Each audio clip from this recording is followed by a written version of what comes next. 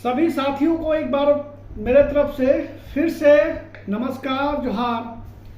आपने देखा होगा कि कल नगर पालिका की जो परीक्षा थी, उस परीक्षा में जिस प्रकार के करप्शन का जो भेंट चढ़ा है, मैं उसको लेकर काफ़ी दुख में हूँ।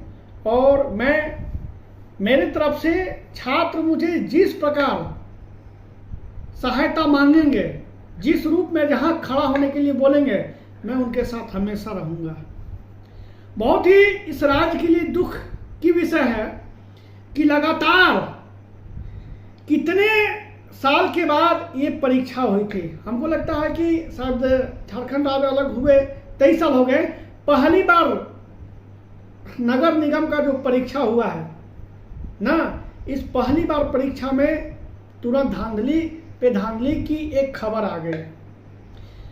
मेरे बहुत सारे सहयोगी मित्र ने भी इसका आवाज उठाया, मैं उनको भी आभार प्रकट करता हूं इस विषय को लेकर। लेकिन क्या आपको पता होगा कि नियोजन नीति 60-40 को लेकर हम लोग लगातार 1 साल से लगातार संघर्ष कर रहे हैं। हम लोगों ने मार भात खा के लगभग 3-4 FIR खा के 15 से 20 बार थाना में हम लोग आंदोलन के दौरान जो भेंट चढ़े ना, उसको भी लेकर आपने देखा होगा कि हम लोग का संघर्ष इस राज्य को बचाने में लगातार संघर्ष रहा है। इस बात से हमें दुख है, इस बात से हमें कष्ट है कि आपको ये भी पता होगा कि 11वीं JPSC को लेकर लगातार मैं संघर्ष कर रहा हूँ।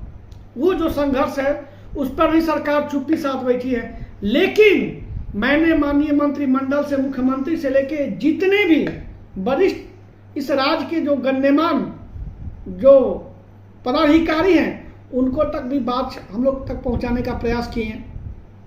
JPSC को भी लेकर सरकार मौन है, उसको भी लेकर मैंने कल अचानक एक मेरे मन में एक कार्यक्रम तय किया कि अगली कैबिनेट से पहले जो ये कैबिनेट की बैठक होगी, उसके 3 दिन पहले हम लोग एक बार सारे फिर मंत्रिमंडल से मिलने का प्रयास करेंगे।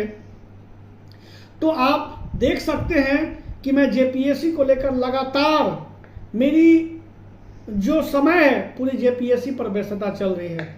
लेकिन झारखंड स्टेट स्टूडेंट एसोसिएशन के अध्यक्ष होने के नाते ये मेरा पूरा कर्तव्य बनता है कि मैं छात्रों के साथ हमेशा रहूं, उनके दिल में, उनके हर एक सुख दुख में साथ रहूं।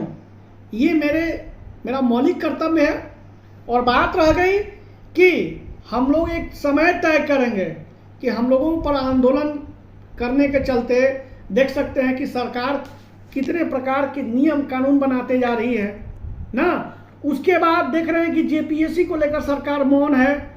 हालांकि इस राज्य में हो क्या रहा है, मैं आपको पहले भी वीडियो में सचेत किया था कि सचिवालय जो इस राज्य का सबसे बड़ा जो C लेवल का जो पदाधिकारी तय करता है, उसमें बहुत बड़े 95% मतलब बोले तो 95% लोग सिर्फ और सिर्फ इस राज्य के बड़े बड़े पदाधिकारी हैं।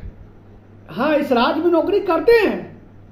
कौन इस राज्य में नौकरी करते हैं? झारखंड के लोग सिर्फ सचिवालय में घास काटने के लिए, सचिवालय के लिए झाड़ू लगाने के लिए।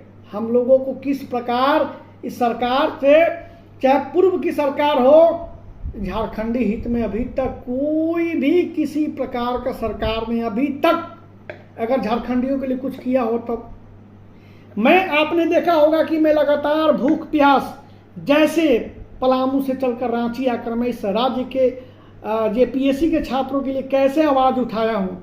आप लोग की भली भांति मैं लगातार बीच में बना रहता हूँ।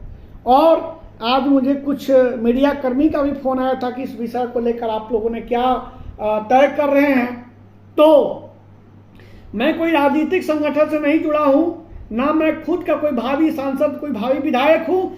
मैं छात्रों के बीच हमेशा बना हूँ और बना रहूँगा।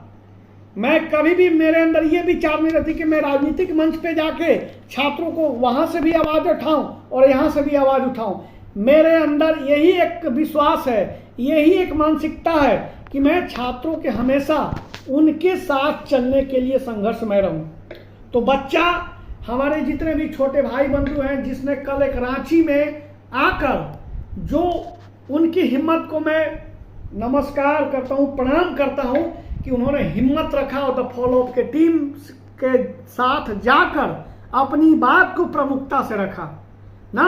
वो निडर होके वहाँ संत पॉल स्कूल में, जो सेंट जेवियर के बगल में, वहाँ पर जाके हमारे छोटे भाई बंधु ने एकदम निडरता से सरकार तक बात पहुंची। और उसी का देन है कि आज एक आवश्यक सूचना भी जेएसएससी के द्वारा जारी की गई है। मैं यही प्रार्थना करता हूं कि आप लोग सजग हो जाइए। हमारे जितने भी छात्र हैं, हमारे जितने भी छोटे भाई बंधु हैं, सचिवालय जैसा नौकरी को बिकने से पहले हम लोग को अलर्ट होने हैं। और अगर किसी भी प्रकार के सचिवालय में थोड़ी सी भी त्रुटि पाई गई तो उस परीक्षा को लेकर जेएसएससी तक हम लोग नाश्ता चेंज कर देंगे।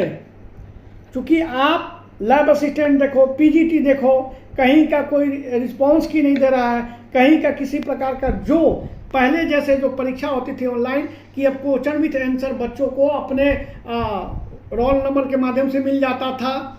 बहुत करप्शन है भाई, बहुत भ्रष्टाचार है। लेकिन मैं 11वीं जेपीएससी में ज़्यादा ध्यान दिया हूँ, लेकिन मैं इसके साथ साथ अब जेएसएससी पर मेरा फुल फोकस रहेगा।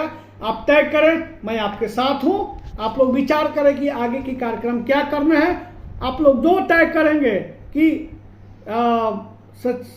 जेएसएससी का घेराव करना है कि मुख्यमंत्री आवास घेराव करना है, जो भी करो, ये सत्यनारायण शुक्ला आपके साथ हमेशा रहेगा। तब तक मेरा सभी को जोहार।